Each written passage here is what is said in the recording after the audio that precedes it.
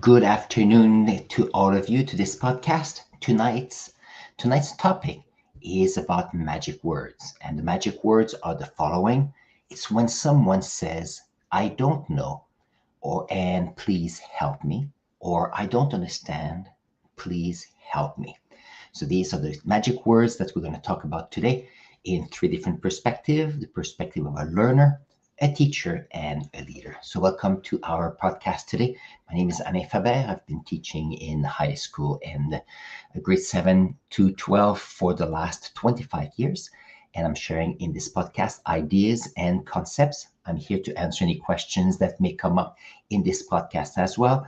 The idea here is to share information on how to become better learner, better teacher, and a better leader. So let's see if sound is well, everything is beautiful. So let's start. So tonight's magic word is about the idea that it's very hard for someone to say, "You know what, I don't know," or "I don't understand." It's very hard to say. And on top of that, it's even harder to say, "You know what, please help me." So here it's important to think because as learners, so as a teacher in the classroom, I'm surrounded with learners. And the big question is how can we help them feel comfortable enough in themselves and within the classroom to actually say those words? And this is something I've been working on for a long time. And I have some tips and ideas, and hopefully they will help you. So the whole idea here, so for example, I teach a science class right now and often the French class as well. And the whole idea is that sometimes you are in a setting and you're asked to say something, to present something, to read or to create, regardless of what it is. And when you have to do something, and then you are facing with the idea that you don't know what you're doing or you don't quite understand what needs to happen, then what happens is often we feel that we close in.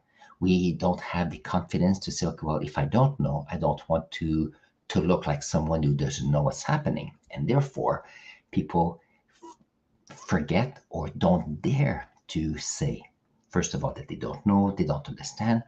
And on top of that, it's very hard for them to say, you know what, I need help. So, for example, this week I'm doing a lab, and in the past I used to do it in a day or two. And this year I tried something different and it's working beautifully. So, we're doing a lab on density of metals. And what I did is I decided to divide it in 3 days, and here is why. The first day, we talked about the concepts of density, we talked about what metals were. But what I did is I took the equipment out on how to measure density. So here, measuring volumes and measuring masses. And guess what? What I said is I gave all the equipment to all of them, and I said, here, play with the equipment. So I let them play with the equipment. They had overflow cans, graduated cylinders, different pieces of metals. So what happened is that they played. And at some point, when someone raised their hand and they said, okay, well, what do we need to do with that? And instead of me telling them everything that needs to happen, then I said, okay, so we have a great question. We discussed about the fact that we had discussed the idea of density, that we needed two pieces of information, and that we needed to find volume and mass. So I give them a demonstration and then I let them go. So they spent a lot of time with several samples of metal. And here I had the aluminum, copper, and brass. And all they did is to play with the materials to find volume and then play with the materials to find masses. I had a couple different kinds of scale.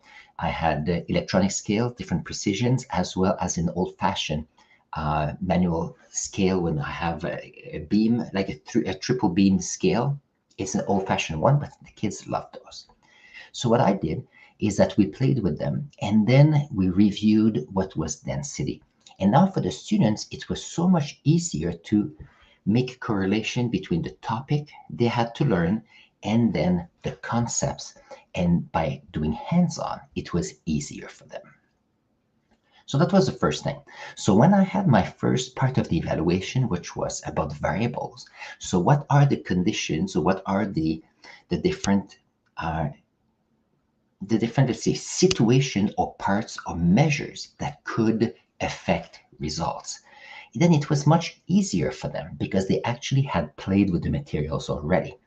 So that was the first part. It worked well. And what did we do today? All I did today was to give them a chance to make measurements for the evaluated lab. Now, it was easy for them because at that point, they knew what the materials were. They had played with it already. So the idea that I had a more structured lab with a procedure, it was a breeze because it was easier for them to do it because they had played doing the lab. Now, when you do this, it's important to circulate because every so often students won't tell you that they don't know, or they won't tell you that they don't understand. So my tricks in the last few years is not to ask, do you have any questions? Because as soon as I say, do you have any questions? Student says, okay, if I have any questions, that means that I don't understand. Therefore, I'd rather not say anything. I know it works with adults as well in a team meeting, in a staff meeting. It always works that way. But what I ask instead is, I say, okay, given what we just did, I say, which questions came to mind when you were doing it? So what is interesting is here, I'm not asking them if they have any questions to put them on the spot. I'm asking them which questions came up as they were doing the lab. Then they are working towards doing the lab. And what happens is that they know, okay, well, I was doing this and I need clarification. And then it's easier for them to ask questions. And at that point, they're not asking for help. They just want to clarify what we need to do. And that brings me to the other idea. Another question I often have is, okay, anybody has any clarification questions on what we have to do? So that implies that they know what they have to do, but they just need something to clarify. And it's so much less, it's easier for them to answer that question because it implies that they know what they need to do, but they just need clarifications. So this is one of my big secrets in my classes. I give them a chance to play with the equipment. I give them a chance to gather information, give them a chance to allow them to talk with each other so that they can help each other as well. Because if you take kids, even adults, if you give them a chance to play or an experiment, they do learn a lot because they experiment, but then they talk to each other and then they help each other. As soon as you have students and adults helping each other, you automatically have a situation where learning can happen. And that's important because as a learner, the whole idea here is you want to learn. And if it happens that there's something you're not quite sure, how can you make sure that you feel comfortable enough to ask the questions you need? And it's all part of the craft of teaching, but also to build the confidence for students to be able to ask those questions. And since the beginning of the semester, I always work with them to get them to answer questions, to share personal anecdotes, to share what they've seen, to share pictures. For example, often for the different concepts, when we just finished a unit on ecosystems, I let them go outside to take pictures of what we had learned, and then we would just collaborate in putting a document and building the knowledge together. That works very well. So here we are sharing the learning moments. And I think that's the best way for the learners to learn best and then feel comfortable enough to ask questions. And that brings us to, so this is the first topic about learning. And that brings me to the second portion of this podcast, which is about teaching. Now, if you think of teachers, often we think as a teacher that we know what we have to do and we know our topics, we know our curriculum. If you are a trainer, you are supposed to know what you're going to train about things. If you are a team leader, you are helping and teaching others. And what happens is as a teacher and as a trainer, even as a team leader, it's so hard to say, you know what, you ask me a question and for them to say, I don't know. Or for a teacher to say, you know what, I don't quite understand that concept and I need help. And that happens a lot with the first year teachers where they come up with the new situations, new experiences, new events in their classes. And often they don't have the experience to manage all of those all at once because there's a lot of things happening. Or sometimes they don't have the mentor to help them. If you look at statistics, there's so many teachers, like it's in the double digits of teachers leaving the profession within the first 5 years of their career for all kind of reasons. Some people will say they realize it was not their career path they were looking for. Some other people will say it's money. Some other people will be all kind of reason. One of the reasons is sometimes there's things happening and we don't have enough time to reflect and process what's happening.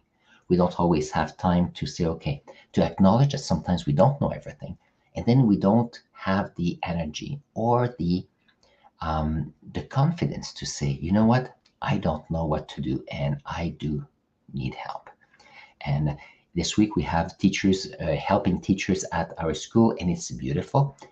And what happens is that when a teacher is in a classroom for a while, then they say, "Oh, I know what I have to do," and sometimes the setting or the work setting is not always there to promote as much collaboration as it could be. We do collaborate outside of class to plan for how to best help students, how to prepare curriculum, pedagogy, activities in the classroom. But once we're in a classroom, often we don't have as many people coming in, joining in, so that we can have a good conversation on how the teaching is happening, having good conversation about how pedagogy is, have a good conversation about, okay, I'm teaching this curriculum, but I don't know enough about the topic to confidently teach it. And for example, a couple of days ago, I did some tutoring, and I was doing tutoring for chemistry in grade 11, which I haven't taught in a while, but I do keep up with the knowledge, and I have a textbook and I read it a couple of weeks ahead of time just to make sure I understand the topic. And a couple of days ago, there was a question, and guess what? I did not know. And my first thought was, so well, let's leave that question aside. Then I said, no, let's say that I don't know the answer, so let's say it. Because when someone needs help and they realize that the helper sometimes needs help a little bit, it reassures them that together we are helping. Together we are learning as a team. Because when you have learners and teachers, often the best way is to believe that we are together as a team to learn. So if you think, for example, English is my second language, and I do learn new English words every week. And I share that with my students. You know what? I learned a new word today, and I shared that word with them. And it's good because they realize that as a teacher, I'm learning new words every week.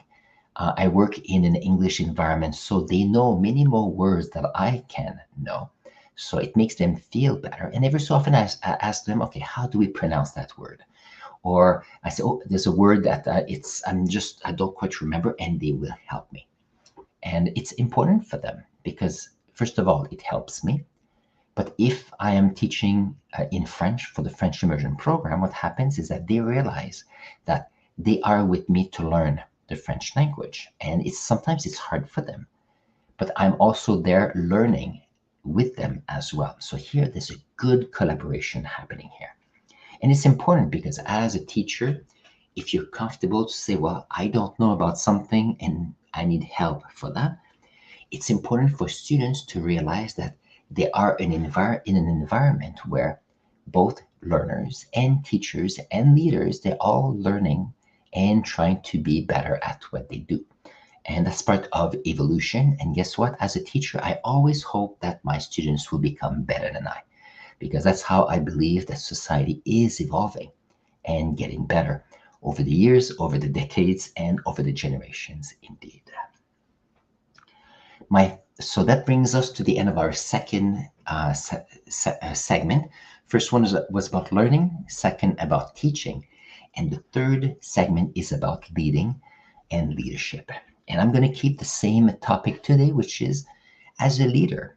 If you are a leader for your family, you're a team leader in your workforce, or you're a leader within your classroom, it's okay to be in a situation where you can tell your group, people with you, that, you know what, I'm not quite sure what to do, or I don't understand what you want, what is happening, and please help me. That happens at different level when you think of leadership. First of all, a leader needs to know what's the next step. They need to be confident for that. So that means that a leader needs to have their leaders being able to communicate nicely what they have to do so that as leader, they have a great understanding. So leaders need to be able to have mentors to help them so that if they feel they don't know something or if they feel they don't understand something, then they have mentors to help them so they can become better leaders. Because it's quite important because that builds confidence. So when you have your team members, when you have people in your family, if you are within your classroom and someone says, you know what, I don't understand, or I don't know, please help me. In order to help, you need to be feeling confident enough in your ability, in your competencies, so that you can help them. And it's part of growing. Now, as a leader, it is possible that sometimes you might say, okay, you know what? I'm not quite sure what's the next step, especially if you're part of a team that is multidisciplinary. You are a team that has a diverse people with different cultures, diverse beliefs. So what happens is it's important to chat. So that brings me to the idea that when you're a leader, you need to be open to discussions. You need to have the conversations you need so that you can get to know the people you're working with. That's important. That will allow you to get better. That will allow you to understand your team members, and it will allow everybody to have a good conversation with what they have to do. And that is part of the growth of a team. And that was how I am here about the leadership part of learning. So tonight's magic words were about how to get better at the six magic words, which is I don't know, please help me, or I don't understand, please help me, at three levels, at the learner level, teacher level, and the leadership level. And that's all part of getting to know ourselves better. So you can ask great questions to be better, but also allow people around you to ask great questions as well. On this, if you've enjoyed this podcast, please do the thumbs up. Please also subscribe to our channel. I have a weekly podcast on Wednesdays at 7:30 Eastern Time, and I'm here to share what I know. And I always hope that together we can learn amazing things. On this, have an amazing day. Take care.